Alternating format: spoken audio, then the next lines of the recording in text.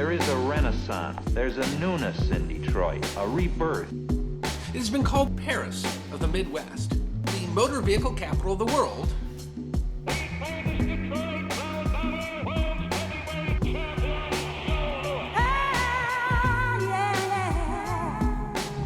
Sanders on the draw.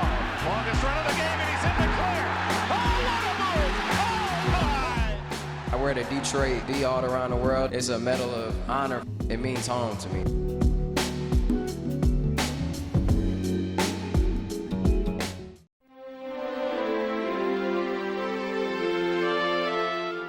Washtenaw-Sibby, as natives originally called it, meaning the river that extends far off.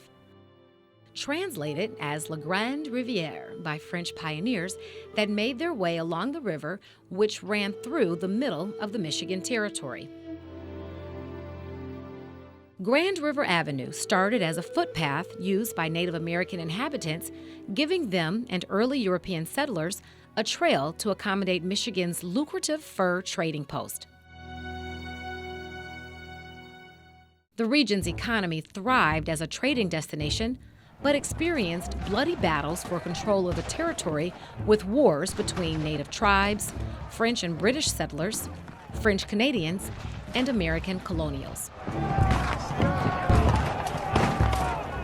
Losing the American Revolutionary War, Britain surrendered the territory to the United States in 1796, and Detroit became the capital of Michigan in 1805, with President Thomas Jefferson appointing Augustus Woodward, a U.S. judge, as Michigan's first Chief Justice. With his legislative power, Judge Woodward protected the free status of slaves escaping to Michigan, stating, "Any man coming into this territory is by law of the land a free man," making Detroit a main station of the Underground Railroad even before Canada had abolished slavery.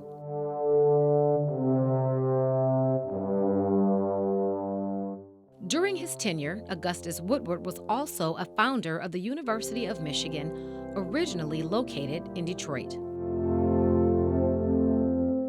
He arrived in Detroit from Washington, D.C., to a city with only a few buildings remaining after being decimated by the Great Fire of 1805, just 19 days prior.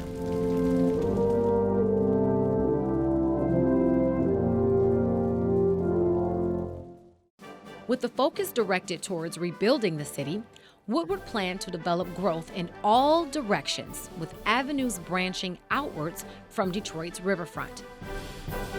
His urban plan for the city consisted of a design resembling a wheel with streets as spokes radiating from its hub being Grand Circus Park, with one of the main streets being Grand River Avenue, stretching 15.5 miles to the city's northwest border.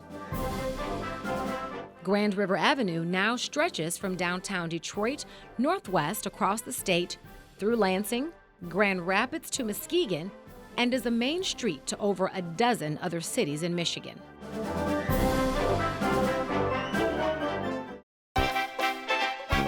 From its humble beginnings, Grand River Avenue in Detroit grew from a plank road into a bustling strip of retail stores, car dealerships, theaters and ballrooms, crossing through many charming neighborhoods and home to some of Detroit's most iconic landmarks.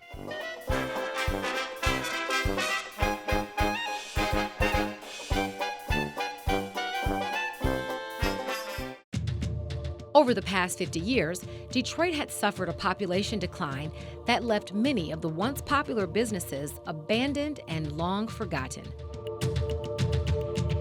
But today, Grand River Avenue is part of a $130 million strategic neighborhood fund, which the city plans to invest in, revitalizing its commercial corridors with streetscape improvements, improving parks, and single-family housing guided by residents' input.